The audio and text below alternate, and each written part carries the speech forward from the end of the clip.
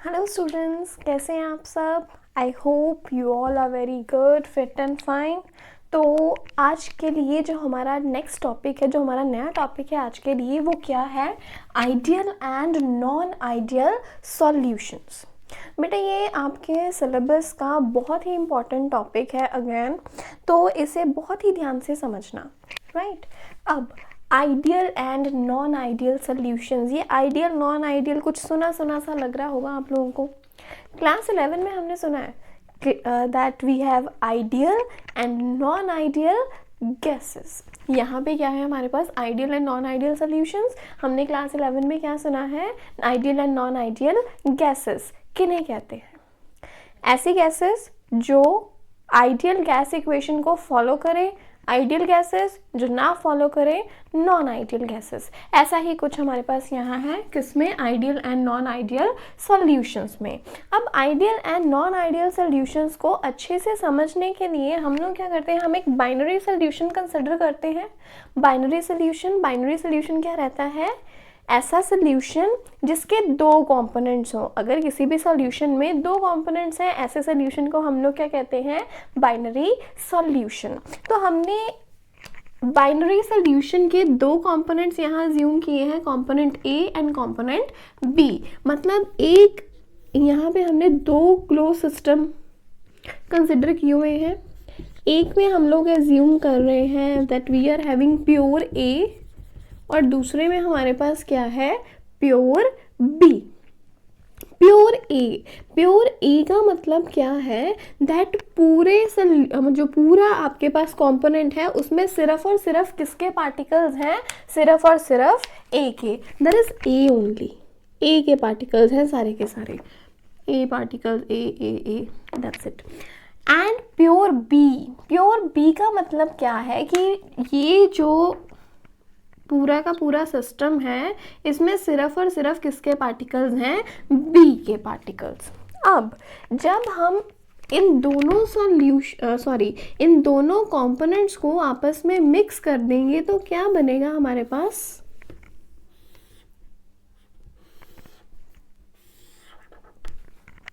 एक ऐसा सिस्टम बन जाएगा जिसमें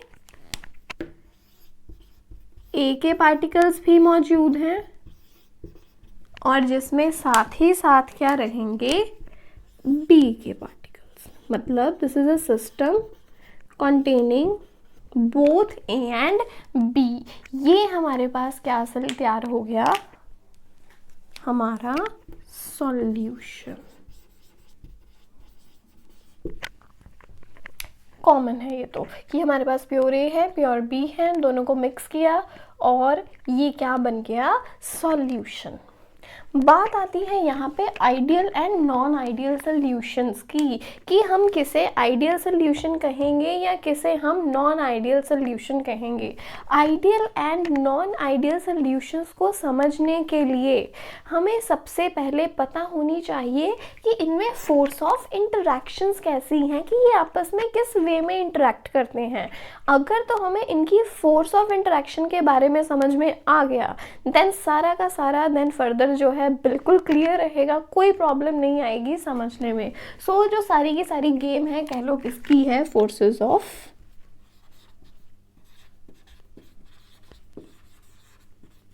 इंटरैक्शंस की। तो हमारे पास एक फैक्टर है ये फोर्सेस ऑफ इंटरैक्शन, जो कि हमें डिसाइड करने में हेल्प करता है कि कैसे सॉल्यूशन को हम आइडियल कहेंगे या फिर कैसे सॉल्यूशन को हम लोग नॉन आइडियल कहेंगे। तो ये हमें हेल्प करेगा ये डिसाइड करने में कि कौन आइडियल है या कौन नॉन आइडियल है। अब यहाँ पे क्या है? प्योर ए, हमारे पास एक जो कंपोनेंट है प्योर ए है। प्योर ए मीन्स कि ए के पार्टिकल्स में आपस में इंटरेक्शन रहेंगे, क्योंकि और कुछ तो इसमें है ही नहीं। Similarly we have pure B, तो यहाँ पे इंटरेक्शंस किस में रहेंगी? सिर्फ और सिर्फ बी के पार्टिकल्स में, क्योंकि बी के अलावा इसमें और कुछ है ही नहीं। देन वी हैव सॉल्यूशन, लेकिन सॉल्यूशन में हमारे पास क्या है? ए भी है और बी भी है। तो जो इंटरैक्शंस हैं वो ए और बी दोनों में रहेंगी। Now we are talking about interactions. अगर ए बी इंटरैक्शन, ए और बी, इन ये तीनों तरह की जो इंटरैक्शंस हैं, अगर ये तीनों तरह की जो इंटरैक्शंस हैं वो आपस में बिल्कुल सेम हो, if I say A B interactions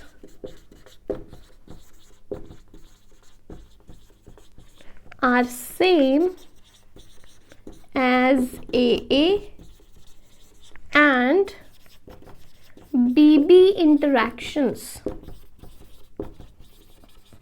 तो ऐसे सोल्यूशन को हम लोग क्या कहेंगे?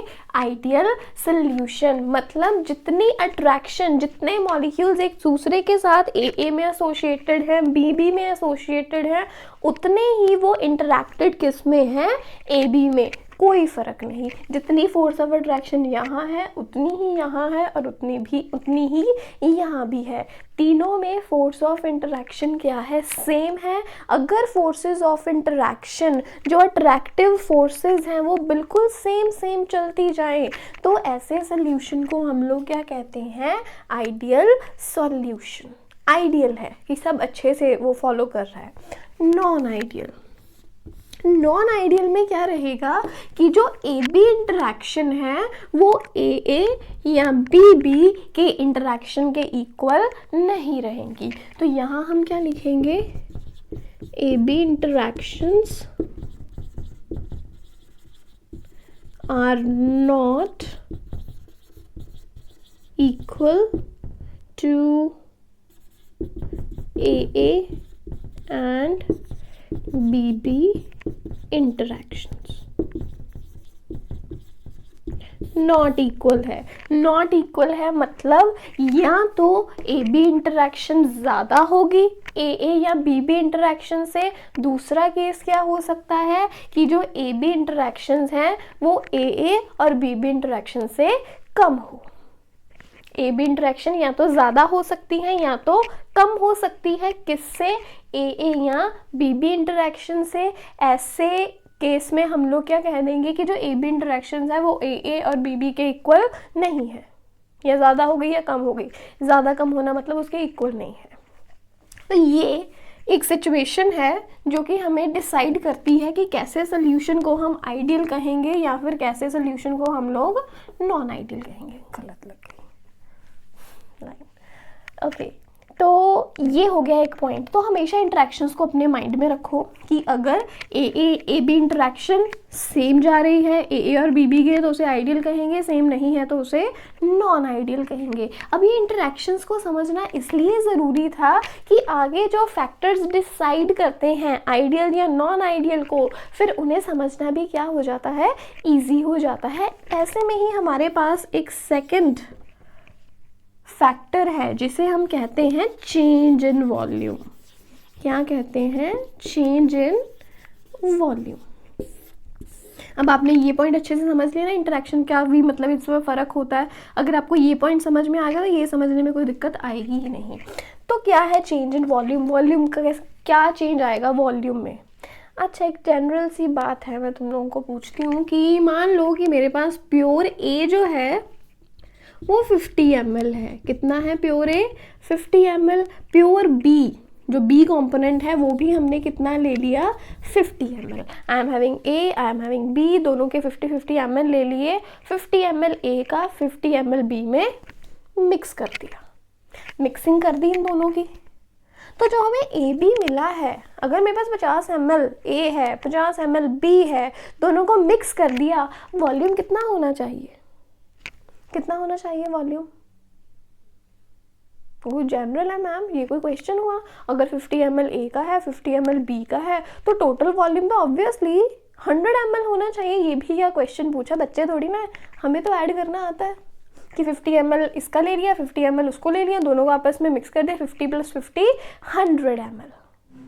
ये हमारा जनरल आंसर रहेगा कि सोल्यूशन बना, जो रिजल्टिंग सोल्यूशन है, जो फाइनल सोल्यूशन हमारे पास आया, उसका वॉल्यूम कितना होगा?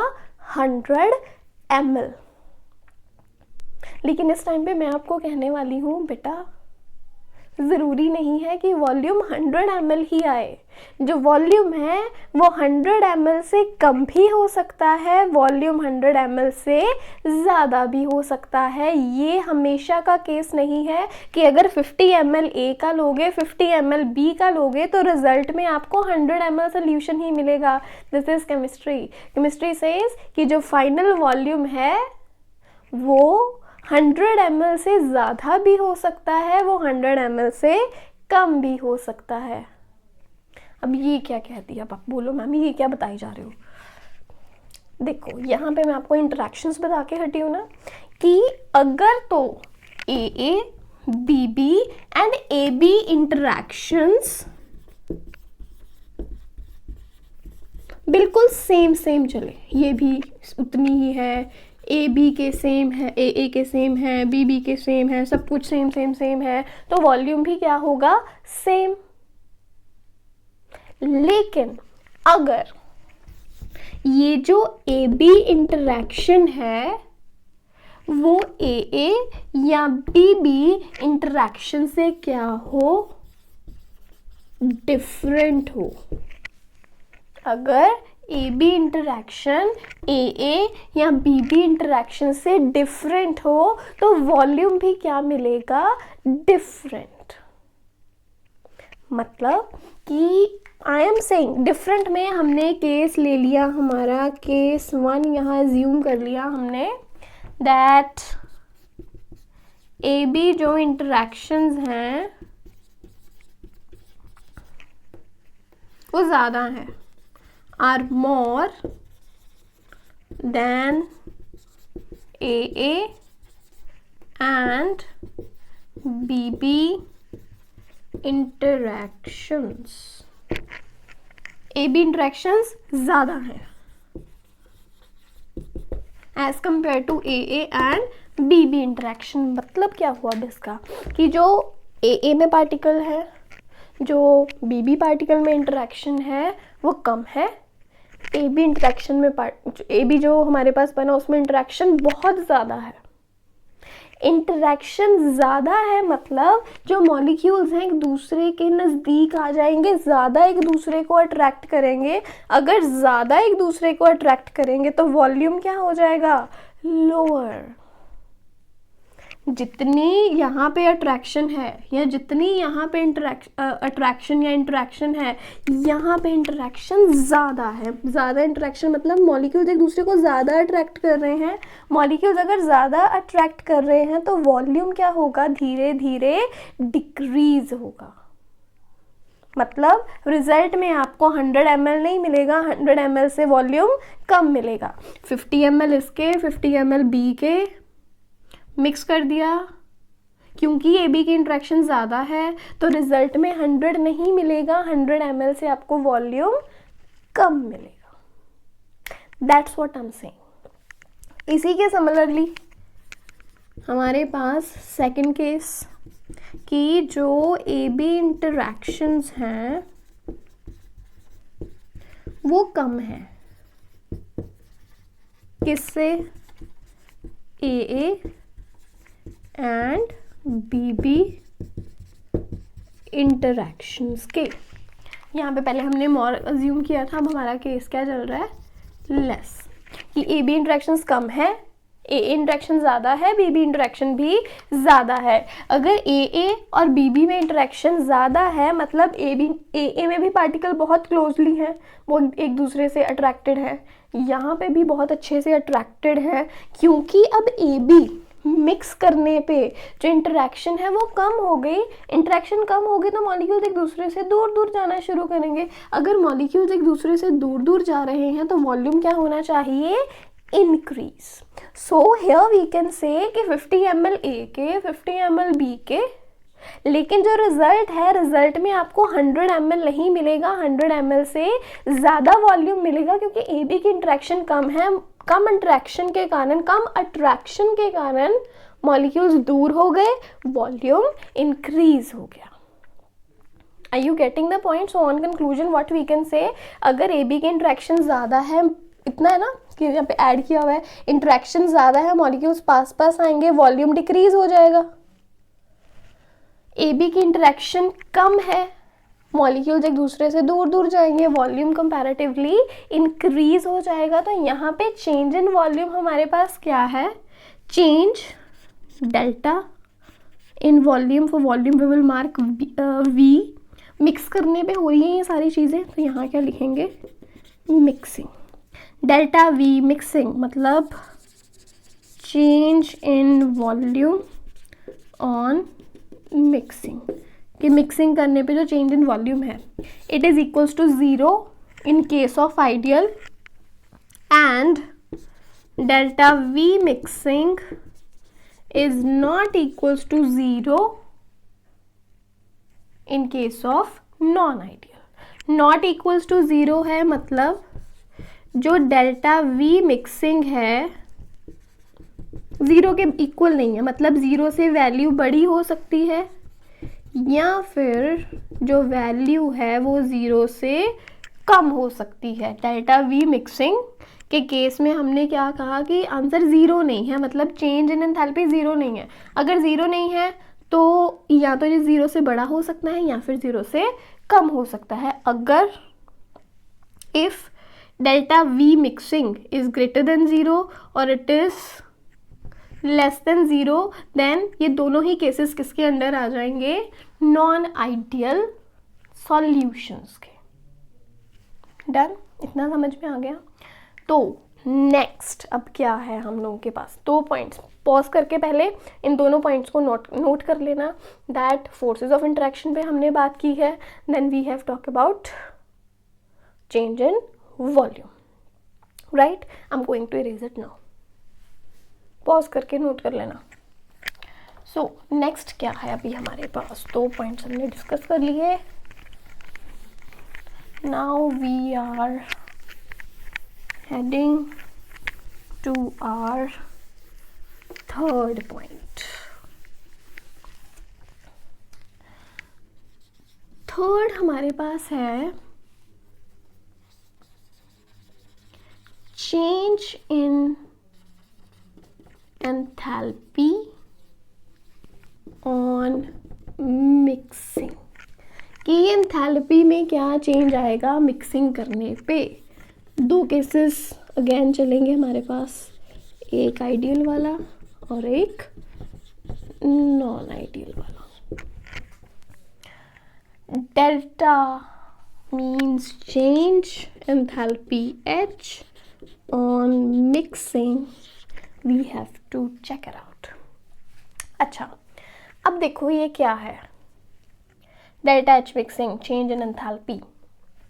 चेंज इन एंथैल्पी में हमारे पास क्या आएगा, एंथैल्पी मतलब एनर्जी और हीट चेंज। देखिए यहाँ पे हमारे पास प्योर ए में ए के पार्टिकल्स आपस में इंटरेक्शन में है, प्योर बी में बी के पार्टिकल्स में इंटरेक्शन है। अब बनाना क्या है हमें, ए और बी प्योर जो कंपोनेंट्स हैं इन्हें आपस में मिक्स करके हमें क्या बनाना है, ए बी। अब ये कब पॉसिबल है, जब ए की बॉन्ड्स को ब्रेक किया जाए,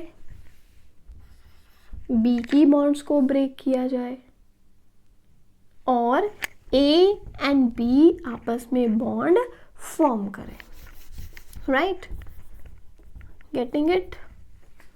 यहाँ पे हमें ए के केस में बॉन्ड्स को ब्रेक करना है, bonds are to be broken here and here on both sides। यहाँ पे भी बॉन्ड्स ब्रेक होंगे, यहाँ पे ए में भी बॉन्ड ब्रेक करनी पड़ेगी, बी की भी बॉन्ड ब्रेक करनी पड़ेगी, लेकिन ए बी में जो है बॉन्ड बननी शुरू होगी। तो यहाँ पे ए बी इस सोल्यूशन के केस में क्या होगा, bonds are to be made. अब हमें ये एक जनरल सी चीज़ पता है, जब भी बॉन्ड ब्रेक होती है एनर्जी हमें देनी पड़ती है। अब देखिए किसी चीज़ को तोड़ना है, ब्रेक करना है, हमें एनर्जी लगानी पड़ेगी, राइट, डेफिनेटली। तो यहाँ पे जब बॉन्ड्स को भी ब्रेक किया जाएगा, we have to supply energy, energy is absorbed, energy absorb होगी, मतलब रिएक्शन क्या होगा यहाँ पे, एंडोथर्मिक, नेक्स्ट सेम है, ए में भी ए की बॉन्ड ब्रेक करनी पड़ेगी, यहाँ पे भी एनर्जी सप्लाई करेंगे, बी की बॉन्ड्स को ब्रेक कराना है, यहाँ पे भी एनर्जी सप्लाई करेंगे। मतलब इन दोनों केसेस में क्या होगा, एनर्जी एब्जॉर्ब होगी। जब ये आपस में मिक्स होने शुरू होंगे, जब डिसॉल्यूशन स्टार्ट होगी, डिसॉल्यूशन स्टार्ट होने पे क्या होगा, बॉन्ड्स बननी शुरू होंगी, bonds are to be made. तो यहाँ पे क्या होगा, एनर्जी, जब बॉन्ड्स बनती हैं तब एनर्जी रिलीज होती है। बॉन्ड तोड़ने पे एनर्जी एब्जॉर्ब होगी, बॉन्ड बनने पे एनर्जी रिलीज होगी। अगर अभी हमने यहाँ पे कहा, क्या कहा था, आइडियल के केस में क्या है हमारे पास कि जो A B and A B, ये जो तीनों इंटरेक्शंस हैं वो क्या है, सेम है। अगर तीनों इंटरेक्शंस सेम हैं, मतलब जितने ए के पार्टिकल्स आपस में जुड़े हुए हैं, बी के पार्टिकल्स जितने आपस में जुड़े हैं, उतने ही पार्टिकल्स किसके जुड़े हैं, ए और बी के। दोनों के अट्रैक्शन में कोई फर्क नहीं है, यहाँ पे भी अट्रैक्शन उतनी है, यहाँ पे भी अट्रैक्शन उतनी है, यहाँ पे भी अट्रैक्शन उतनी है। मतलब अगर मान लो बॉन्ड्स को ब्रेक करने में, ओवरऑल ए और बी दोनों की बॉन्ड्स को ब्रेक करने में जो टोटल एनर्जी हमने यहाँ पे प्रोवाइड की है, जो इन्होंने टोटल एनर्जी एब्जॉर्ब की है, वो मान लो कितनी है, 40 जूल्स। और क्योंकि यहाँ पे इंटरेक्शन सेम है और इसने एनर्जी रिलीज भी कितनी की है, 40 joules. 40 joules of energy absorb हुई, 40 जूल्स ऑफ एनर्जी रिलीज हो गई। मतलब जितनी एनर्जी एब्जॉर्ब की उतनी ही एनर्जी रिलीज भी कर दी। तो क्या एनर्जी में कोई चेंज आया, 40 एब्जॉर्ब किए, 40 रिलीज किए, ओवरऑल एनर्जी में क्या आया, 0 चेंज, कोई है ही नहीं चेंज। 40 एनर्जी एब्जॉर्ब हुई ना, तो एक्सो के लिए यहाँ पे नेगेटिव साइन रहेगा। 40 जूल्स एब्जॉर्ब किए, 40 रिलीज कर दिए, 40 जूल्स, 40 माइनस 40, ओवरऑल क्या हो गया, 0। तो यहाँ पे हम क्या कहेंगे, अब हमें पता है कि A B and A B interaction कब सेम होती हैं, इन केस ऑफ आइडियल। अब क्योंकि ये तीनों तरह की इंटरेक्शंस सेम है, एक जैसी हैं, इसलिए जितनी एनर्जी एब्जॉर्ब होगी बॉन्ड्स को ब्रेक करने के लिए, बॉन्ड बनने के टाइम पे भी same amount of energy release हो जाएगी। तो यहाँ पे जो चेंज इन एंथैल्पी है मिक्सिंग पे, वो क्या है, 0। Change in enthalpy is 0 in case of ideal solutions. लेकिन नॉन आइडियल के केस में क्या है, जो ए बी इंटरैक्शंस हैं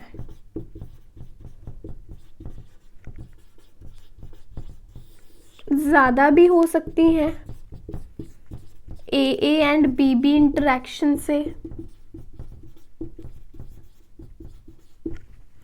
और दूसरा केस क्या है इसका,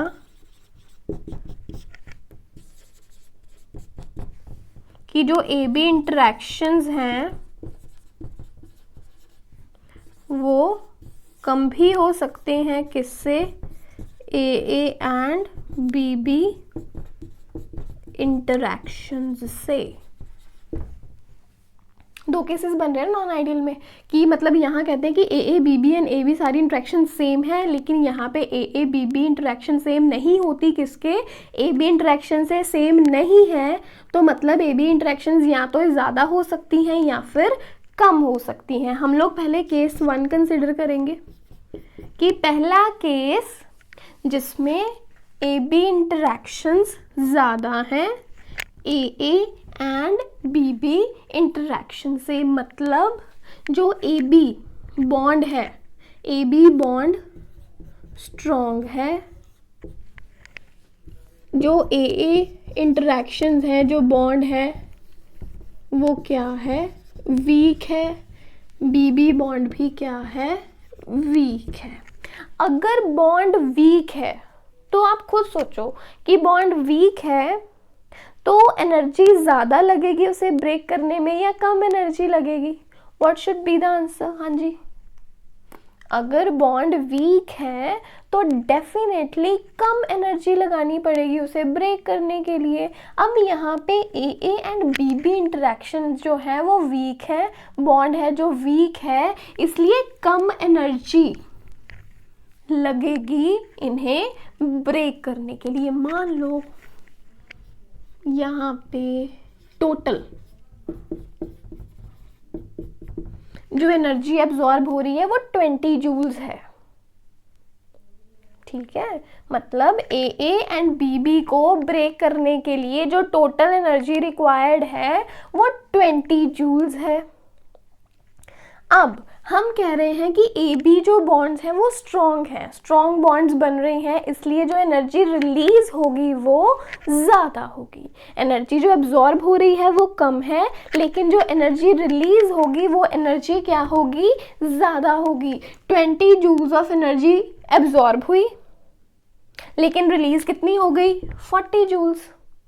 20 जूल्स एनर्जी हुई एब्जॉर्ब, लेकिन 40 जूल्स कितनी हो गई, क्या हो गई, रिलीज हो गई। पॉजिटिव साइन है मतलब एनर्जी एब्जॉर्ब हो रही है, नेगेटिव साइन है मतलब एनर्जी रिलीज हो रही है। एंडो एंड एक्सो के केसेस पता है ना कि अगर तो हमारे पास एंडोथर्मिक रिएक्शन हो, एंडोथर्मिक के लिए साइन रहता है पॉजिटिव, अगर एक्सोथर्मिक रिएक्शन हो, एक्सोथर्मिक के लिए जो साइन है वो क्या रहता है, नेगेटिव। मतलब 20 जूल ऑफ एनर्जी तो एब्जॉर्ब हुए बॉन्ड को ब्रेक करने के लिए, लेकिन बॉन्ड बनने के टाइम पे जो एनर्जी रिलीज हुई वो 40 जूल्स है। ओवरऑल क्या चेंज आया एनर्जी में, 20 माइनस 40 माइनस 20 जूल्स, मतलब इतनी जूल्स ऑफ एनर्जी अभी सिस्टम में है, ठीक है ना। -20 जूल्स, -20, जीरो से वैल्यू बड़ी है या जीरो से वैल्यू कम है, ये बताइए। -20 इज ग्रेटर देन जीरो और less than zero, less than zero. तो यहाँ पे क्या हो गया, हमारे पास जो डेल्टा एच मिक्सिंग है, delta H mixing is less than zero, क्योंकि -20 है ना, माइनस माइनस नेगेटिव है नंबर लाइन पे, पता है ना। जीरो, जीरो से सारे इधर पॉजिटिव, बड़े वाले सारे पॉजिटिव, छोटे वाले नंबर सारे नेगेटिव। तो जीरो से -20 वैल्यू क्या हो गई, कम, मतलब डेल्टा एच मिक्सिंग क्या हो गया, लेस देन जीरो। क्योंकि आंसर नेगेटिव में आ रहा है, इसलिए ये जो रिएक्शन है ये रिएक्शन क्या रहेगा, एक्सोथर्मिक। डन। नेक्स्ट केस क्या है हमारे पास अभी, that when A B interactions, जो ए बी इंटरेक्शन यहाँ पे हमने स्ट्रॉन्ग अज्यूम की है, ए बी इंटरेक्शन जो है, ए बी इंटरेक्शन कम है, मतलब ए और बी की जो बॉन्ड है वो वीक है, लेकिन ए बॉन्ड स्ट्रॉन्ग है, ए बी बॉन्ड भी क्या है, स्ट्रॉन्ग।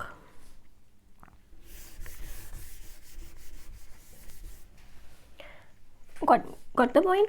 ए बी जो बॉन्ड बनी है वो वीक है, ए बॉन्ड स्ट्रॉन्ग है, बी बॉन्ड भी स्ट्रॉन्ग है। अगर बॉन्ड स्ट्रॉन्ग है, स्ट्रॉन्ग बॉन्ड है मतलब ज़्यादा एनर्जी एब्जॉर्ब होगी बॉन्ड को ब्रेक करने के लिए। बॉन्ड मजबूत है, स्ट्रॉन्ग है तो ज़्यादा एनर्जी प्रोवाइड करनी पड़ेगी ब्रेक करने के लिए। तो मान लो यहाँ पे जो टोटल एनर्जी है एब्जॉर्ब हुई, जो एब्जॉर्ब हुई एनर्जी वो मान लो यहाँ पे है कुछ 60 joules. 60 joules of energy absorb हुई बॉन्ड को ब्रेक करने के लिए, लेकिन जो एनर्जी रिलीज हुई, क्योंकि ये भी बॉन्ड वीक है, वीक बॉन्ड है मतलब वीक बॉन्ड बनने पे जो एनर्जी रिलीज होगी वो कंपैरेटिवली लेस रहेगी। यहाँ पे जो एनर्जी रिलीज हुई वो कितनी है, -40 जूल्स। एब्जॉर्ब कितनी होगी एनवायरनमेंट से, 60 जूल, रिलीज कितनी हुई, 40 जूल्स। चेंज इन एनर्जी क्या आ गया, 60 minus 40 that is +20 joules. Positive sign आ गया, पॉजिटिव साइन आ गया मतलब रिएक्शन क्या हो गया, एंडोथर्मिक। और जो 20 है, 20 इज ग्रेटर देन 0 और less than 0? 20 is greater than 0, 20 is greater than 0, बड़ा है। डेल्टा एच जिसकी वैल्यू पॉजिटिव आई है, मतलब क्या हो गया, delta H is greater than 0। Greater than 0 है कब? जब ए बी इंटरेक्शंस कम है as compare to A and B B interactions. तो ये दो केसेस हो गए। एक केस में क्या आ गया कि जो डेल्टा एच मिक्सिंग है वो 0 से छोटा है, दूसरे केस में जो डेल्टा एच मिक्सिंग है वो 0 से बड़ा है। तो यहाँ से हम क्या कंक्लूड कर रहे हैं कि वैल्यू या तो 0 से बड़ी आ गई या फिर वैल्यू 0 से छोटी आ गई, लेकिन वैल्यू 0 के इक्वल नहीं आई। So what we can say, delta H mixing is not equals to 0। Delta H mixing की वैल्यू या तो बड़ी है, या तो छोटी है 0 से, या फिर बड़ी है लेकिन उसके इक्वल नहीं है। So we can simply say it is not equals to 0। So this is the another point here कि आइडियल के केस में डेल्टा एच मिक्सिंग 0 रहता है, नॉन आइडियल के केस में delta H mixing is not 0। Moving on to next point we have next, इसमें हमारे पास फोर्थ पॉइंट है रॉल्स लॉ।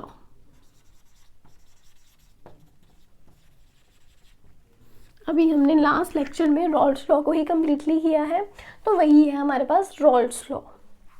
आइडियल जो है,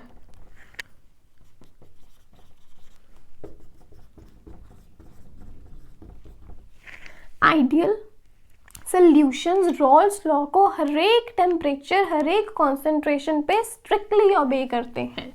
सो ideal solutions strictly obey Raoult's law at any concentration, at any temperature. कुछ भी concentration हो solution की, कुछ भी टेम्परेचर हो, लेकिन वो हमेशा क्या करेंगे, आइडियल सोल्यूशंस रॉल्स लॉ को फॉलो करेंगे। अगर ये रॉल्स लॉ को फॉलो करते हैं, if they follow the Raoult's law, right, if they follow the Raoult's law, अगर ये रॉल्स लॉ को फॉलो कर रहे हैं, फॉलो करने का मतलब क्या है, अब रॉल्स लॉ क्या कहता है, P A is equals to P not A into X A, P B is equals to P not B into X B. ये इक्वेशंस रॉल्स लॉ की हैं। सो डेफिनेटली कोई भी टेम्परेचर हो, कोई भी कॉन्सेंट्रेशन हो, आइडियल सोल्यूशंस हमेशा इन दोनों इक्वेशंस को फॉलो करते हैं, that P A is equals to P not A into X A and P B is equals to P not B X B. लेकिन जो नॉन आइडियल सोल्यूशंस हैं, they don't obey Raoult's law. ये किसी भी temperature या किसी भी concentration पे रॉल्स लॉ को फॉलो करेंगे, लेकिन नॉन आइडियल जो है वो रॉल्स लॉ को फॉलो नहीं करते, किसी हालत में नहीं करते। अगर ये इसे फॉलो नहीं करेंगे तो मतलब जो पी ए यहाँ पे इक्वल है, it will be not equals to P not A into X A and P B will not be equals to P not B into X B. ये 4 पॉइंट्स हैं यहाँ पे। पहला क्या हो गया, इंट्रैक्शंस, दूसरा change in volume, third one change in energy and fourth one the Raoult's law. ये 4 ऐसे फैक्टर हैं जो कि हमें डिसाइड करके देते हैं कि कोई जो सोल्यूशन है वो आइडियल होगा या फिर नॉन आइडियल होगा।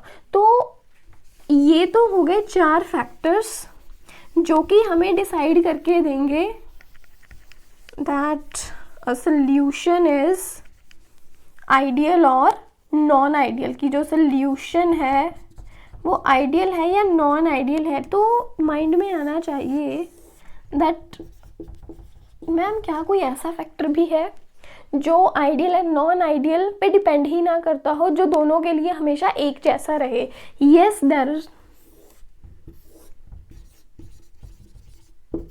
देयर आर 2 पॉइंट्स, 2 ऐसी चीज़ें हैं जो कि आइडियल और नॉन आइडियल के लिए क्या रहती हैं, सेम रहती हैं। पहली तो है चेंज इन एंट्रोपी। पहला क्या है,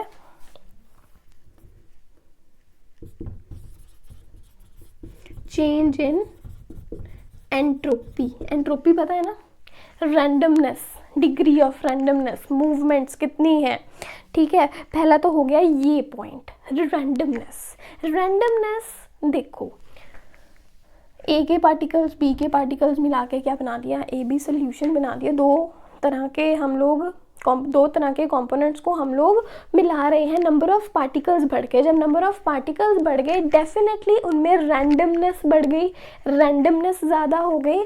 तो जो चेंज इन एंट्रोपी है वो दोनों के लिए हमेशा क्या रहता है, सेम रहता है। This thing is zero, always that change in entropy is delta S. Delta means change, S means entropy on mixing. This is always greater than zero.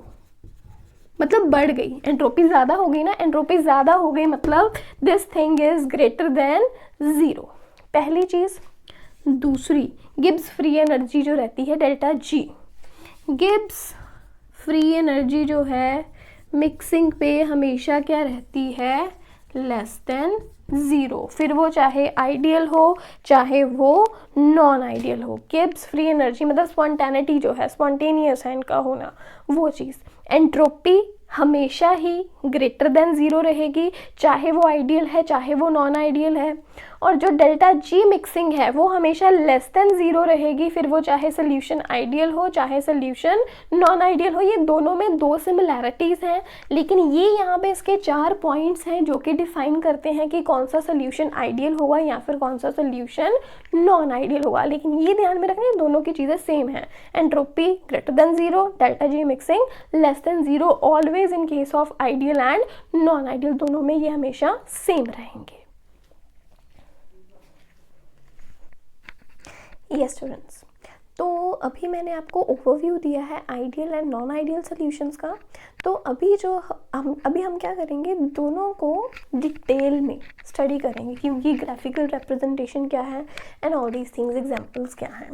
सबसे पहले ideal solutions, what are these? A solution is said to be ideal if it strictly obeys Rolle's law at all concentrations and temperature. ऐसे solution को हम लोग ideal कहेंगे अगर वो strictly Rolle's law को obey करे, चाहे वो कोई भी concentration हो, कोई भी temperature हो। मतलब ये नहीं है कि अगर concentration बदल दी जाए, temperature बदल दिया जाए तभी ये रॉल्स लॉ को ओबे करना बंद कर दे, नथिंग लाइक दैट, ठीक है। तो ये कोई भी कॉन्सेंट्रेशन हो, कोई भी टेम्परेचर हो, उन सभी पे ये रॉल्स लॉ को ओबे करते हैं। कौन? Ideal solutions. कंडीशन क्या है, किन किन कंडीशंस को इन्हें फॉलो करना पड़ता है, मतलब कोई भी अगर हम सॉल्यूशंस को आपस में कंपेयर करें, कैसी चीज़ें आपस में एक आइडियल सॉल्यूशन बना सकती हैं, उसके लिए कंडीशन क्या है। सबसे पहले the solute and solvent must be of same nature, कि जो सॉल्यूट है या सॉल्वेंट है उनका नेचर एक जैसा होना चाहिए। मतलब कि जो पोलैरिटी है उनकी, पोलर या नॉन पोलर नेचर है वो भी सेम होना चाहिए, या तो दोनों पोलर हो या फिर दोनों नॉन पोलर हो, ऐसा। तो साइज जो है, इनके साइज सिमिलर होने चाहिए, साइजेस में सिमिलैरिटी होनी चाहिए। ये ना हो कि एक का साइज बहुत ज़्यादा बड़ा है या दूसरे का साइज बहुत ज़्यादा कम हो गया, this should not be the case. Polarity same रहनी चाहिए, साइज से सिमिलर होना चाहिए, इन चीज़ों का हमें खास ख्याल रखना है। कैरेक्टरिस्टिक्स हम लोग ऑलरेडी कर चुके हैं, दैट इसमें क्या रहता है, चाहे ए इंट्रैक्शंस हो, ए बी हो या बी बी इंट्रैक्शंस हो, सभी क्या रहती हैं, same. A B interactions are same as A and B B interactions. Delta V mixing zero रहता है, मतलब सॉल्यूट का वॉल्यूम अगर सॉल्वेंट का वॉल्यूम दोनों को ऐड किया जाए वो किसके इक्वल आएगा, सॉल्यूशन के वॉल्यूम के। Next we have delta H mixing is zero, मतलब कि जो एंथैल्पी चेंज है वो ज़ीरो है, कोई चेंज नहीं आता जब डिसोल्यूशन प्रोसेस हो जाए तभी भी। मस्ट ओबे Raoult's law at all concentrations and temperature. तो ये कैरेक्टरिस्टिक है इसका कि रॉल्स लॉ को भी ओबे करते हैं सभी कंसंट्रेशंस पे और टेम्परेचर पे। अभी ये है बाइनरी सॉल्यूशंस की हम लोग कंसिडर कर रहे हैं वोलेटाइल लिक्विड्स। वोलेटाइल लिक्विड्स मतलब कि कोई भी दो लिक्विड्स हों, वोलेटाइल हों, उनके केस में है ये आइडियल है और नॉन आइडियल नेचर। अब हम करेंगे इसकी graphical representation. Graphical representation of ideal solutions. अब देखिए यहाँ पे हम लोग दो ग्राफ्स इकट्ठे बनाएंगे क्योंकि बाइनरी सॉल्यूशन है ना, तो दोनों के लिए साथ साथ चलेगा। एक्स एक्सिस पे हम लोग क्या लेंगे, mole fraction. On Y we will take vapour pressure. Y axis पे क्या लेंगे,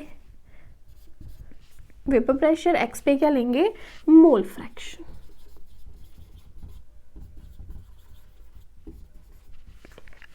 अब यहाँ पे हम क्या देख रहे हैं कि मानो ये जो पॉइंट है, दिस पॉइंट है, यहाँ पे जो ए कंपोनेंट है उसकी मोल फ्रैक्शन मैक्सिमम है, मतलब हम उसे अज्यूम करके चलते हैं एज 1 है। दो कंपोनेंट्स हैं हमारे पास ए एंड बी, और हमें पता है कि एक्स ए प्लस एक्स बी किसके इक्वल होगा, 1 के। अगर एक्स ए की ही जो वैल्यू है 1 हो गई तो एक्स बी की वैल्यू क्या होगी इस टाइम पे, 0। अगर एक्स ए 1 है तो यहाँ पे एक्स बी क्या होगा, 0। तो ये क्या हो गया हमारा, यहाँ पे एक्स ए 1 है, एक्स बी 0 है, मतलब सिर्फ ए के पार्टिकल्स मौजूद हैं, बी के नहीं है। तो यहाँ पे क्या हो गया हमारा, प्योर ए।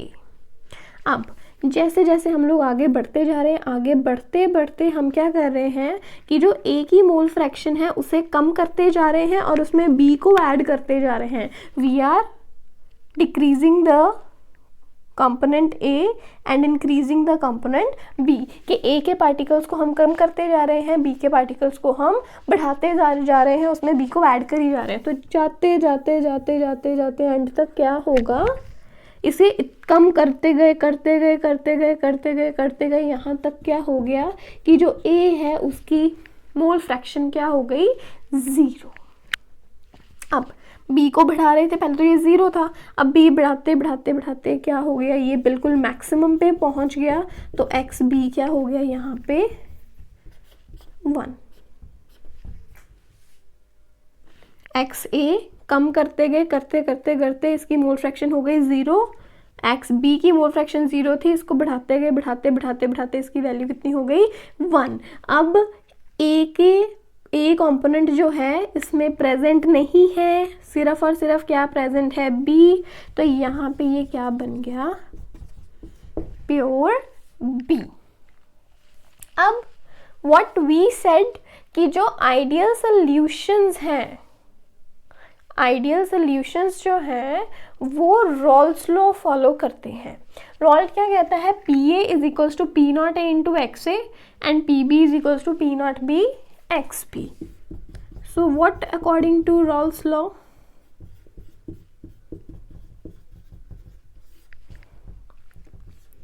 एक्स और I can say PA is directly proportional to XA, और जो PB है वो किसके डायरेक्टली प्रोपोर्शनल है, XB के। मतलब अगर A की मोल फ्रैक्शन बढ़ेगी तो A का वेपर प्रेशर भी बढ़ेगा, B की मोल फ्रैक्शन बढ़ेगी तो B का जो वेपर प्रेशर है वो भी बढ़ेगा।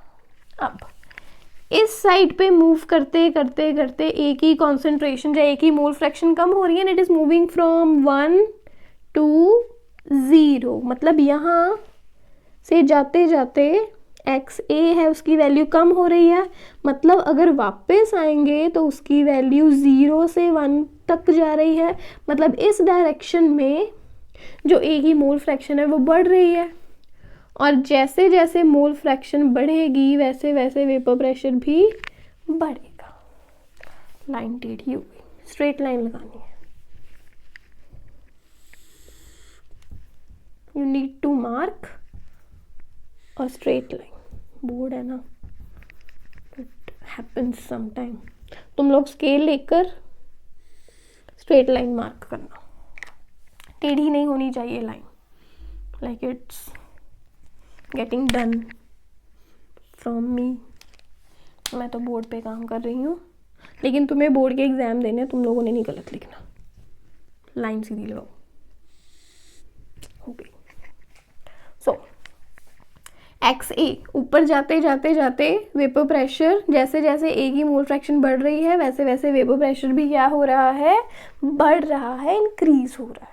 सो X A directly proportional to vapour pressure, क्योंकि यहाँ पे प्योर ए लिक्विड है तो इस पॉइंट पे जो वेपर प्रेशर है वो सिर्फ और सिर्फ किसके कारण है, ए के कारण। तो इसे हम लोग क्या कह सकते हैं, पी नॉट ए।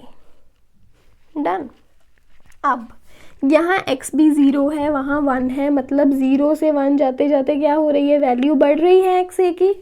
एंड जैसे जैसे मोल फ्रैक्शन बढ़ेगी वेपर प्रेशर भी बढ़ेगा। डन।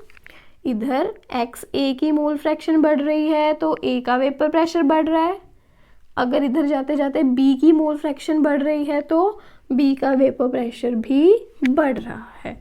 तो ये वैल्यू आ गई हमारे पास पी ए की। P A is equals to P not A into X A, और ये क्या हो गया, P B is equals to P not B into X B. Done. दोनों को, ये देखो यहाँ पे सिर्फ और सिर्फ बी है, ए तो है ही नहीं, प्योर बी है। प्योर बी के कारण जो वेपर प्रेशर आएगा उसे क्या कहेंगे हम लोग, P not be.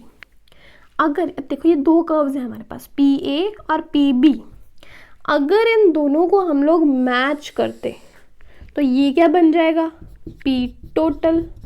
P total किसके इक्वल रहता है, P A plus P B के। ये हो गई इसकी ग्राफिकल रिप्रेजेंटेशन कि एक्स ए इधर जाते जाते कम हो रहा है, मतलब इधर आते आते बढ़ेगा। यहाँ पे ए की मोल फ्रैक्शन इस डायरेक्शन में बढ़ रही है, तो जैसे जैसे इसकी मोल फ्रैक्शन बढ़ रही है इसका वेपर प्रेशर भी इंक्रीज हो रहा है। प्योर ए है इस पर्टिकुलर पॉइंट पे, तो प्योर ए के कारण जो वेपर प्रेशर आया P not a. Similarly from 0 to 1 इधर जाते जाते बी की मोल फ्रैक्शन बढ़ रही है। अगर मोल फ्रैक्शन बढ़ रही है तो वेपर प्रेशर भी इंक्रीज होगा। इस पर्टिकुलर पॉइंट पे सिर्फ और सिर्फ बी अवेलेबल है, प्योर बी है, इसलिए इसके कारण जो वेपर प्रेशर आएगा उसे क्या कहेंगे, पी नॉट बी। इन दोनों पॉइंट्स को आपस में मैच कर देंगे, ये बन जाएगा पी टोटल। पी टोटल किसके इक्वल आ गया हमारा, P A plus P B के इक्वल। ये हो गई सारी graphical representation for ideal solution. अब आइडियल सॉल्यूशन क्योंकि रॉल्स लॉ को ओबे करते हैं हमेशा से, तो सेम ग्राफ आइडियल सॉल्यूशन के लिए भी आप लोग बना सकते हो, और यही ग्राफ जो है किसके लिए चलेगा, रॉल्स लॉ के लिए। मतलब ये जो ग्राफिकल रिप्रेजेंटेशन है ये दोनों के लिए ही है, रॉल्स लॉ के लिए भी एंड आइडियल सॉल्यूशन के लिए भी, क्योंकि आइडियल सॉल्यूशंस है ही वो जो रॉल्स लॉ को फॉलो करते हैं हर एक कॉन्सेंट्रेशन या टेम्परेचर पे। तो इसलिए ये जो ग्राफिकल रिप्रेजेंटेशन है ये दोनों के लिए ट्रू है, it is true for both, दोनों के लिए वैलिड है। अब बात आती है एग्जाम्पल्स की। इसमें हमारी बहुत ही इंपॉर्टेंट एग्जाम्पल है। एग्जाम्पल इसमें क्या है हमारे पास, CH3OH and C2H5OH, methanol and ethanol. एक क्या है हमारे पास, methanol and the other one is ethanol. अब देखिए दोनों की पोलैरिटी एक जैसी है, एक जैसा पोलर नेचर है, दोनों ही अल्कोहल है। फर्दर मोर साइज में बहुत ज़्यादा डिफरेंस नहीं है, इसमें 1 कार्बन है बस, इसमें 2 कार्बन है, इसमें सिर्फ CH2 ग्रुप का फ़र्क है, अदरवाइज इसमें कोई फ़र्क नहीं है। तो साइजेज ऑलमोस्ट सिमिलर है, पोलैरिटी एक जैसी है, तो इसलिए ये क्या सोल्यूशन बनाएंगे, ideal solution. Similarly if I से C2H5Br एंड C2H5I। C2H5 यहाँ पे हमारा एल्काइल ग्रुप तो बिल्कुल ही सेम है C2H5, लेकिन एक पे हमने Br लगा दिया, एक पे हमने I लगा दिया। दोनों के साइजेस अप्रॉक्सीमेटली एक जैसे हैं, तो वेंडरवॉल फोर्सेस ऑफ अट्रैक्शन भी क्या रहेंगी, सिमिलर रहेंगी, और ये किसकी कैटेगरी में फॉल करेंगे फिर, आइडियल सॉल्यूशन की। लेकिन अगर आप लोग कहो कि C2H5Cl और C2H5I को हम लोग कंसिडर करें, अब क्लोरीन और आयोडीन इनके साइजेस में बहुत ज़्यादा फ़र्क है, वेंडरवॉल फोर्सेस बहुत हद तक चेंज हो जाएंगी, इसलिए हम इन्हें आइडियल के केस में कंसिडर नहीं करेंगे। सिमिलरली अगर आप कहो कि आप मिथेनॉल को ब्यूटेनॉल के साथ कंपेयर कर लो, इथेनॉल में 1 कार्बन है, ब्यूटेनॉल में 4 कार्बन है, साइज का बहुत ज़्यादा फर्क आ गया, तो वो भी आइडियल के केस में काउंट नहीं होंगे। तो मतलब हमें हमेशा पोलैरिटी का ध्यान रखना है। अब यहाँ पे पोलैरिटी तो ठीक है, ये भी नेगेटिव है, ये भी नेगेटिव है, हैलोजेंस में है, लेकिन साइज़ का बहुत ज़्यादा फ़र्क है। साइज़ वाला तो जो क्राइटेरिया है यहाँ पे फॉलो ही नहीं हो रहा, तो मतलब ये आइडियल के केस में नहीं आएंगे। पोलैरिटी भी, क्लोरीन वैसे भी बहुत ज़्यादा इलेक्ट्रोनेगेटिव है आयोडीन के केस में, तो ये किसी भी हालत से आइडियल के केस में फॉल नहीं कर रहे। अगर हम लोग करें इनकी बात, मिथेनॉल अल्कोहल है, ब्यूटेनॉल अल्कोहल है, ठीक है, पोलैरिटी समवॉट सिमिलर हो जाएगी, लेकिन साइज़ का बहुत ज़्यादा फ़र्क आ गया। साइज़ का फ़र्क आ गया तो वैंडरवॉल फोर्सेस ऑफ अट्रैक्शन है वो टोटली चेंज हो जाएंगी, तो फिर ये आइडियल के केस में फॉल नहीं करेंगे। तो याद रखने का बड़ा सिंपल सा तरीका है कि पोलैरिटी सेम होनी चाहिए, साइज़ सिमिलर सा होना चाहिए, तभी वो जाके आइडियल के केस में फॉल करेंगी, अदरवाइज नहीं करेंगे। These kind of examples we have and this is the graphical representation, ये भी आपने अपने माइंड में रखना है। So what we have discussed now, ideal solutions. Similarly हमारे पास नेक्स्ट क्या पॉइंट आ जाता है, non ideal solutions. Non ideal solutions opposite चलते हैं, हमें पता है आइडियल सॉल्यूशंस के। अब आइडियल सॉल्यूशंस क्या कहते हैं कि हम रॉल्स लॉ फॉलो करते हैं, तो नॉन आइडियल क्या कहेंगे, that we don't follow the Raoult's law. So a solution is said to be non ideal if it does not obey Raoult's law. ऐसा सॉल्यूशन जो रॉल्स लॉ को obey ना करे उसे हम क्या कहेंगे, नॉन आइडियल सॉल्यूशन। अब जैसे आइडियल सॉल्यूशन के कुछ करेक्टरिस्टिक्स हम लोगों ने स्टडी किए थे, सिमिलर करेक्टरिस्टिक्स हम लोग यहाँ पे स्टडी करेंगे नॉन आइडियल के। नॉन आइडियल में पहला करेक्टरिस्टिक क्या है कि जो ए बी इंटरैक्शन है वो सेम नहीं है किसके, ए या बी इंटरैक्शन के। अगर सेम नहीं है इंटरैक्शन, अगर A B interaction A B interaction के सिमिलर नहीं है, सेम नहीं है, तो क्या होगा, या तो A B interaction less than होगी ए बी इंटरैक्शन के, या फिर क्या दूसरा केस हमारे पास आ जाएगा कि जो ए बी इंटरैक्शन है वो ज़्यादा है as compare to A and B interaction. Equal नहीं है, इक्वल ना होने का मतलब या तो कम है या फिर ज़्यादा है। सिमिलरली सेकंड पॉइंट है हमारे पास कि जो डेल्टा वी मिक्सिंग है, मतलब change in volume upon mixing, it is not equals to zero, zero के इक्वल नहीं है, मतलब या तो ज़ीरो से बड़ा है delta V mixing, and the other case we have कि जो डेल्टा वी मिक्सिंग है it is less than zero, equal नहीं है, मतलब या तो ज़ीरो से बड़ा है या फिर ज़ीरो से कम है। नेक्स्ट डेल्टा एच मिक्सिंग जो है वो भी ज़ीरो के इक्वल नहीं है, मतलब जो चेंज इन एंथैल्पी है मिक्सिंग पे वो भी ज़ीरो के इक्वल नहीं है, मतलब ईदर ग्रेटर देन ज़ीरो और less than zero. Similar the next does not obey the Raoult's law means P A. Raoult's law क्या कहता है, P A is equals to P not A into X A, P B is equals to P not B into X B. Equal है ना, तो यहाँ पे वो equality follow नहीं करेगा, यहाँ पे इनइक्वालिटी आ जाएगी। सो क्या बन जाएगा, P A not equals to P not A into X A, P B not equals to P not B X B. Not equal है तो मतलब दोनों ही केसेस या तो ग्रेटर देन हो सकते हैं या फिर लेस देन हो सकते हैं, मतलब P A greater than P not A into X A और P A less than P not A into X ए।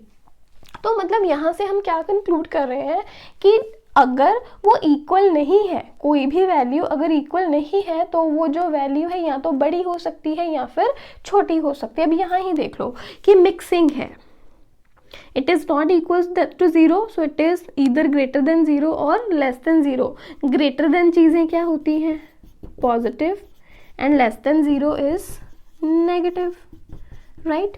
अब क्या चीज़ है यहाँ पे कि कहते हैं कि हर बार दो चीज़ें हो रही हैं, इधर it is greater than zero और it is less than zero, या तो ज़ीरो से चीज़ बड़ी है या फिर ज़ीरो से वैल्यू कम है। तो इसलिए क्या किया गया कि जो नॉन आइडियल सोल्यूशन है, नॉन आइडियल सोल्यूशन को ही दो कैटेगरीज में डिवाइड कर दिया गया। कैटेगरीज क्या बनाई? Solutions showing positive deviation and solutions showing negative deviation। और ये डेविएशन है किससे? रॉल्स लॉ से, ठीक है। या तो जो डेविएशन है, जो बदलाव है, वो ज़ीरो से बड़ा है या फिर ज़ीरो से छोटा है। ज़ीरो से बड़ी वैल्यू क्या होती है? पॉजिटिव। ज़ीरो से छोटी वैल्यू रहती है नेगेटिव। और इन्हीं केसेस को ध्यान में रखते हो कि हर बार टू केसेस सामने आ रहे हैं, तो इसलिए नॉन आइडियल सोल्यूशंस को दो कैटेगरीज में डिवाइड कर दिया गया। क्या कैटेगरीज बनी? Non ideal solutions showing positive deviation, non ideal solutions showing negative deviation. ऐसे सोल्यूशन जिसमें ए बी इंटरेक्शन कम हो, ए एंड बी इंटरेक्शन से, ऐसे को हम क्या कहते हैं? ऐसा नॉन आइडियल सोल्यूशन जो कि पॉजिटिव डेविएशन शो कर रहा है। अगर ए बी इंटरेक्शन ज़्यादा हो ए एंड बी इंटरेक्शन से, तो ये आ जाता है हमारे पास सोल्यूशन शोइंग नेगेटिव डेविएशन। अगर तो delta V mixing greater than zero है, तो ये हो गया non ideal solution showing positive deviation. अगर delta V mixing less than zero है तो नेगेटिव हो गया आंसर, तो क्या हो जाएगा? ये भी solution showing negative deviation. Then we have similar way, delta H mixing अगर ग्रेटर देन ज़ीरो है तो पॉजिटिव डेविएशन, अगर delta H mixing less than zero है तो negative deviation, and same will follow in these cases, right. So what we can conclude कि जो हमारे binary solutions हैं, कोई भी दो वॉलेटाइल लिक्विड्स के, उन्हें हम डिवाइड कर सकते हैं आइडियल और नॉन आइडियल में।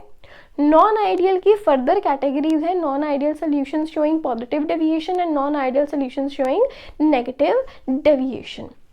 सो this is the overall hierarchy, ये चीज़ रही। अब देखिए, क्योंकि जो नॉन आइडियल सॉल्यूशंस हैं वो दो तरह के हैं, क्या टाइप्स हैं उनकी? The one that show positive deviation and the one that shows negative deviation। तो अभी हमने देखा that when we have volatile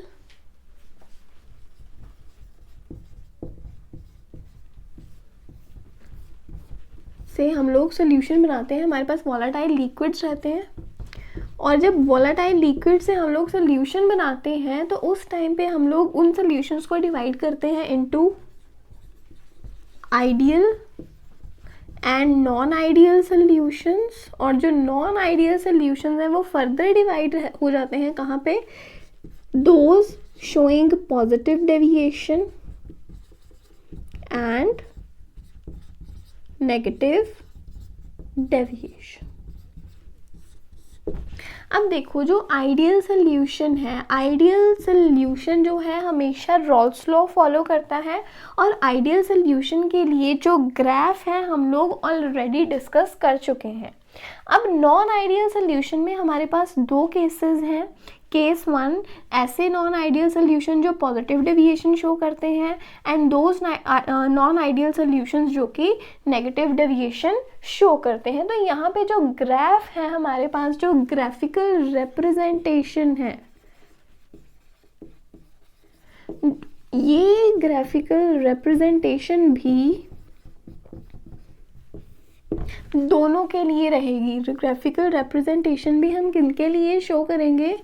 for those non ideal solutions showing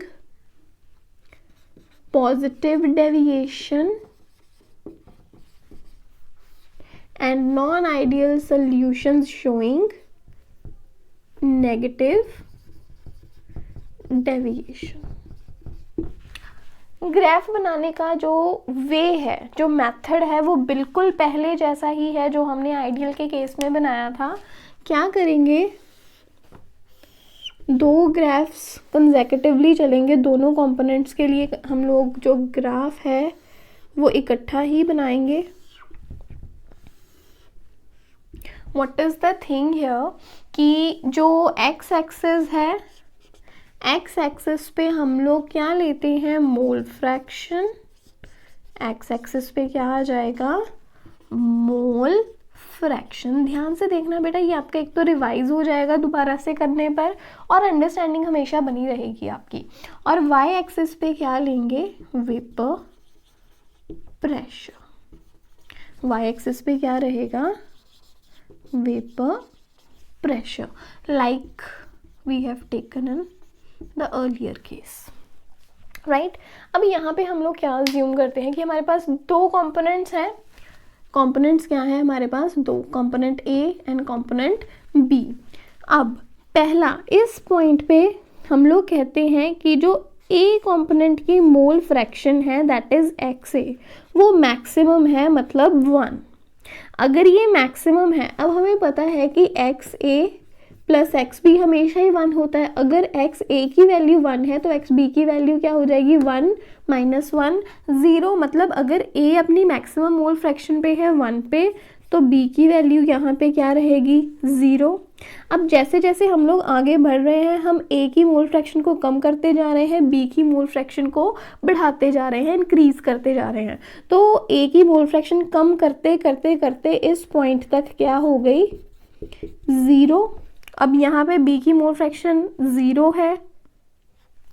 आगे बढ़ते जाएंगे तो क्योंकि 0 है उसमें हम लोग बी की अमाउंट को इंक्रीज करते जा रहे हैं, ऐड करते जा रहे हैं, तो इसकी मोल फ्रैक्शन बढ़ती जाएगी और इस पॉइंट पे आके क्या हो जाएगी, maximum, that is 1.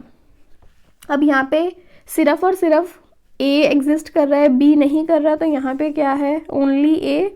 So I can say at this point we have pure A. और यहाँ पे एक्स बी की मोल फ्रैक्शन 1 है, एक्स ए की मोल फ्रैक्शन 0 है, तो यहाँ पे क्या है हमारे पास, प्योर बी. अब रॉल्स लॉ क्या कहता है, रॉल्स लॉ क्या कहता है कि जो वेपर प्रेशर है is directly proportional to mole fraction.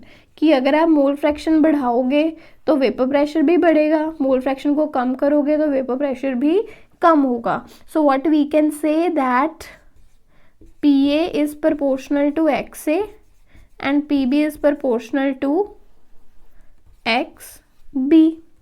अब देखो ये वैल्यू जा रही है फ्रॉम 1 to 0, 1 to 0, 1 से 0 तक जाना मतलब डिक्रीज आ रहा है, 0 से 1 तक आना क्या होगा, इंक्रीज. अगर 1 से 0 तक जा रहे हैं, ए की मोल फ्रैक्शन कम हो रही है. अगर एक्स ए से हम लोग बैकवर्ड आ जाए, 0 से 1 की तरफ आए, तो मोल फ्रैक्शन क्या होगी, इंक्रीज होगी. अब जैसे जैसे मोल फ्रैक्शन इंक्रीज होती जाएगी, वेपर प्रेशर भी क्या होगा, इंक्रीज होगा. सिमिलरली अब बी की वैल्यू 0 से 1 की तरफ जा रहे हैं, मतलब बी की मोल फ्रैक्शन धीरे धीरे बढ़ रही है. अगर इसकी मोल फ्रैक्शन बढ़ रही है तो वेपर प्रेशर भी क्या होगा, इंक्रीज होगा. इसका भी मोल जो वेपर प्रेशर है वो बढ़ जाएगा. और यहाँ जिस पॉइंट पे आके जो वाई एक्सिस को कट कर रहा है, ठीक है, क्योंकि यहाँ पे प्योर ए एग्जिस्ट कर रहा है, तो यहाँ पे क्या हम लोग मार्क करेंगे पी नॉट ए, और यहाँ पे प्योर बी है तो इस पर्टिकुलर पॉइंट को हम क्या मार्क करेंगे, बी नॉट बी, कि that vapour pressure due to pure B, vapour pressure due to pure A. इन दोनों पॉइंट्स को जब हम जोड़ देते हैं ये बन जाता है पी टोटल. ये किसका ग्राफ आ गया, पी ए का, which is P not A into X A. और ये ग्राफ किसका है, पी बी का, that is P not B into X B. ये सारे ग्राफ्स हमें पता चल गए किसके हैं. ये क्योंकि हमने पहले भी बनाए हुए हैं इन केस ऑफ आइडियल. आइडियल के केस में बना रखे हैं ना पहले. आइडियल के केस में ये रॉल्स लॉ फॉलो करता है, इसलिए ये ग्राफ होगा. लेकिन व्हेन वी से that a substance show positive deviation from Raoult's law. Positive deviation show कर रहा है तो मतलब ये जो आइडियल लाइंस हैं, इन आइडियल लाइंस को तो ये फॉलो करेगा नहीं. ये जो आइडियल लाइंस हैं, अगर कोई सोल्यूशन नॉन आइडियल है तो डेफिनेटली ये आइडियल वाली लाइंस तो वो कभी फॉलो नहीं करेगा. तो उसका ग्राफ क्या रहेगा हमेशा, क्योंकि ये पॉजिटिव है तो जो आइडियल सोल्यूशन का ग्राफ है उस सोल्यूशन के ग्राफ से हमेशा इसका ग्राफ क्या रहेगा, अबव लाई करेगा. दिस थिंग है, ये जो आपको दिख रहा है ना, जो हमने अभी इसको बोल्ड कर दिया, ये देखो, ये क्या है, this is the graph for ideal non ideal solution showing positive deviation, कि आइडियल से ये अबव लाई करता है. डन, समझ में आ गया. सिमिलरली अगर हम लोग देखें इधर नेगेटिव डेविएशन में, नेगेटिव डेविएशन में भी सेम रहेगा, x a 1, x b 0, x a 0, x b 1. Ideal के केस में ग्राफ चलता है इस तरह, जहाँ कट किया p नॉट b और जहाँ इसने कट कर दिया p नॉट a, दोनों को मिला दिया, क्या आ गया ये p टोटल. ये था p a का graph, p not a x a, और ये था p b का graph, p not b x b. अब देखिए ये तो है आइडियल के ग्राफ्स, राइट. ये तो हम पहले भी बना चुके हैं. अब अगर ये सोल्यूशन नॉन आइडियल है, डेफिनेटली वो आइडियल की जो गाइडलाइंस हैं उसे फॉलो नहीं करेगा. तभी वो नॉन आइडियल हुआ ना, जब उसने आइडियल को फॉलो करना बंद कर दिया. अब क्योंकि वो नेगेटिव डेविएशन शो कर रहा है, नेगेटिव डेविएशन के केस में क्या रहेगा कि जो पूरा ग्राफ है वो आइडियल के बिलो लाई करेगा. जहाँ बोलते हैं ना हम लोग it is less than 0, less than. तो ये जो सारा ग्राफ है, ये सारा का सारा जो आइडियल है उस ग्राफ के बिलो लाई करेगा. अगर आइडियल की लाइंस के अबव लाई करे तो पॉजिटिव डेविएशन, अगर ये बिलो लाई करता है तो उसे हम लोग क्या कहते हैं, non ideal solution showing negative deviation.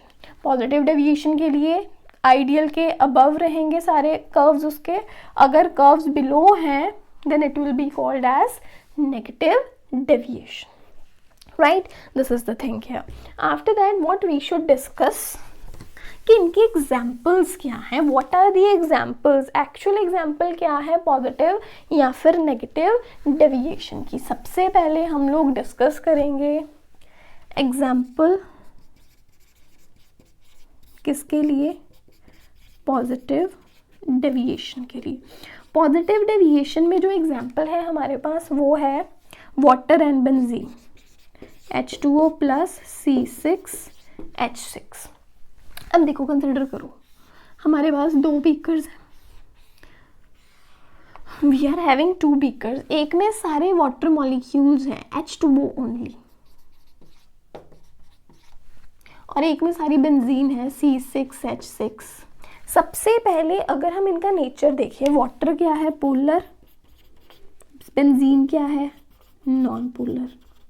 अब आइडियल सोल्यूशन में हमने क्या पढ़े थे, कंडीशन कि अगर नेचर सेम है, साइज सेम है तो वो आइडियली बिहेव करेगा. अब यहाँ पे देखो नेचर सेम नहीं है, डेफिनेटली ये आइडियल नहीं होगा, ये क्या होगा, नॉन आइडियल. अब हुआ क्या, व्हाट हैपेंड कि वाटर है, water exist as H2O HOH, right.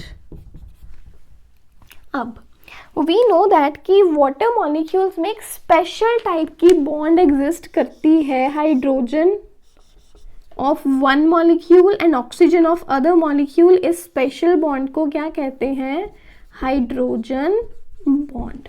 क्योंकि वाटर में स्पेशली हाइड्रोजन बॉन्ड एग्जिस्ट कर रही हैं, मतलब हम लोग क्या कह सकते हैं कि ये जो, अगर मान लो इन पार्टिकल्स हम ए कहते हैं, तो यहाँ पे ए इंटरेक्शंस बहुत स्ट्रॉन्ग हैं, वाटर वाटर इंटरेक्शंस बहुत ही ज़्यादा स्ट्रॉन्ग है। इसके बाद अगर हम लोग बात करें benzene C6H6,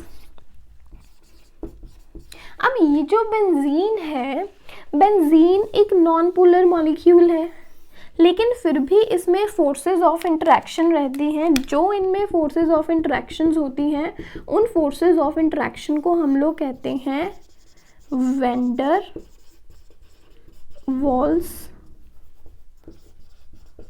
forces of attraction. मतलब जब सिर्फ और सिर्फ वाटर के मॉलिक्यूल्स हैं, अकेले वाटर मॉलिक्यूल्स में जो फोर्स एग्जिस्ट कर रही है वो है हाइड्रोजन बॉन्ड, जो अकेले बेंजीन के मॉलिक्यूल्स में फोर्स एग्जिस्ट कर रही है वो है वैन डर वाल फोर्सेस ऑफ अट्रैक्शन।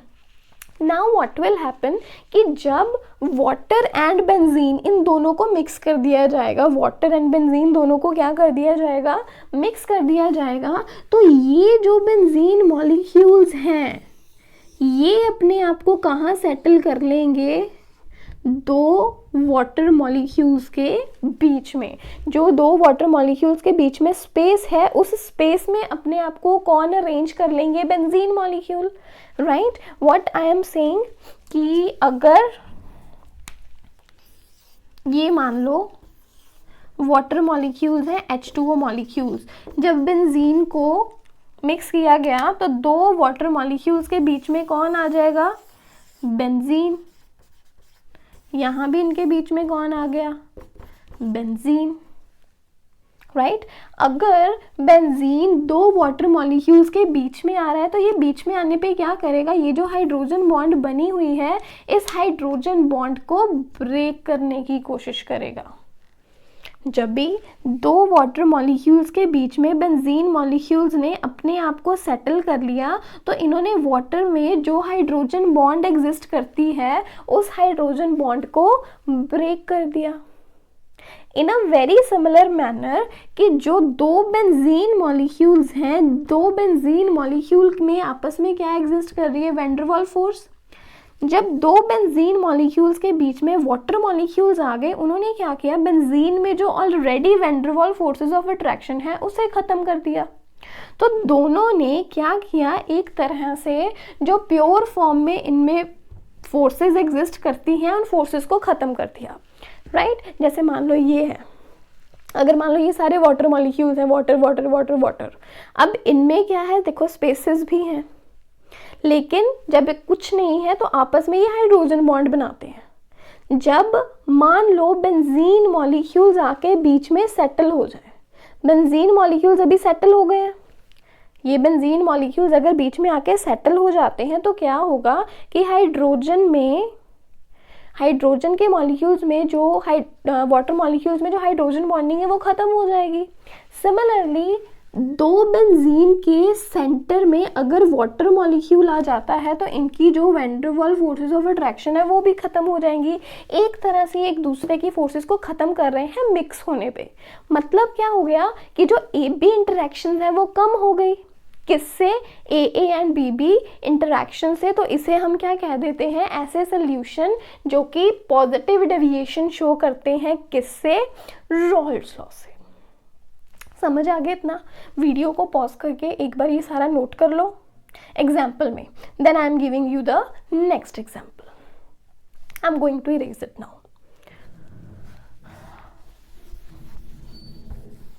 अब नेक्स्ट क्या है हमारे पास,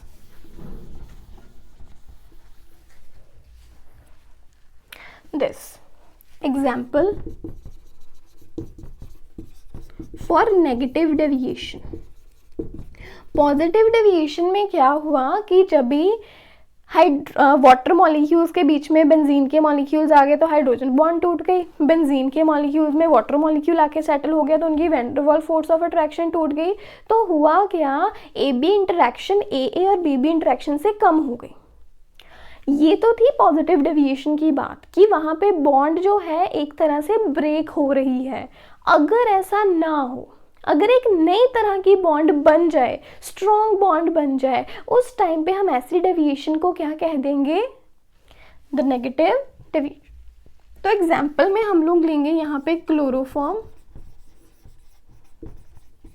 and acetone. Chloroform and acetone यहाँ पे क्या है? नेगेटिव डेविएशन की एग्जाम्पल। अभी क्या हो रहा है यहाँ पे? क्लोरोफॉर्म का फॉर्मूला क्या रहता है? CHCl3, right? You know that. After that we have acetone. Acetone क्या है? CH3 dash C double bond O dash CH3। अगर ऐसे दो सोल्यूशन को मिक्स किया जाए, ये नेगेटिव डेविएशन वाला नॉन आइडियल सोल्यूशन बनाएंगे। अब क्यों? अब ये क्या है? कार्बन, कार्बन के साथ है हाइड्रोजन और साथ में 3 क्या है? क्लोरीन। यहाँ पे कार्बन, कार्बन के साथ डबल बॉन्ड ऑक्सीजन और 2 है यहाँ पे methyl groups, that is CH3 groups. क्या होगा? ये जो Cl है, these are very electronegative. Electronegative होने के कारण ये कार्बन के इलेक्ट्रॉन्स को अपनी तरफ खींचेंगे। इलेक्ट्रोनेगेटिव है ना, कार्बन के इलेक्ट्रॉन्स को खींच लेंगे अपनी तरफ, इंडक्टिव इफेक्ट दिखाएंगे। कार्बन क्या हो जाएगा? इलेक्ट्रॉन डेफिशिएंट हो गएगा, मेरे पास इलेक्ट्रॉन्स कम हो गए। तो ये क्या करेगा? इन रिटर्न हाइड्रोजन के इलेक्ट्रॉन्स को अपनी तरफ खींच लेगा और हाइड्रोजन बेचारा, इस पे क्या आ जाएगा? Positive charge. अब इधर से ऑक्सीजन भी क्या है? इलेक्ट्रोनेगेटिव। फर्दरमोर इसके पास इलेक्ट्रॉन पेयर भी हैं, इसके पास इलेक्ट्रॉन डेंसिटी बहुत ज़्यादा है।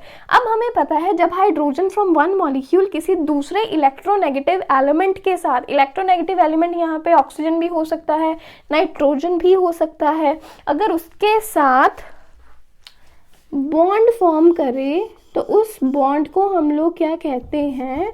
Hydrogen bond.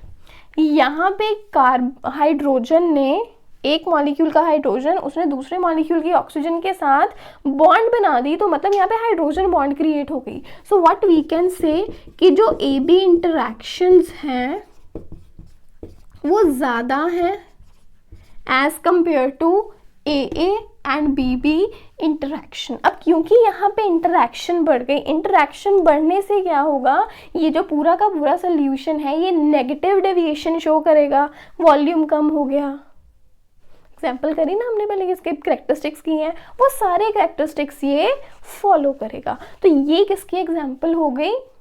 For a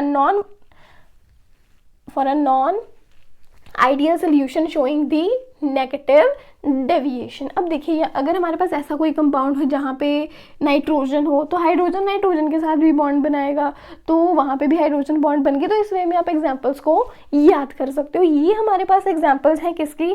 positive and negative deviation solutions की, ठीक है। And then we have the graphical representations. ये सारे के सारे जो टॉपिक्स हैं बहुत इंपॉर्टेंट है। बोर्ड्स में आपको जो है डिफरेंसेस पूछ लेते हैं, या फिर ऐसा रह जाता है कि ये क्यों नेगेटिव डेविएशन शो कर रहा है। These kind of questions example पे क्वेश्चन बेस्ड रहते हैं।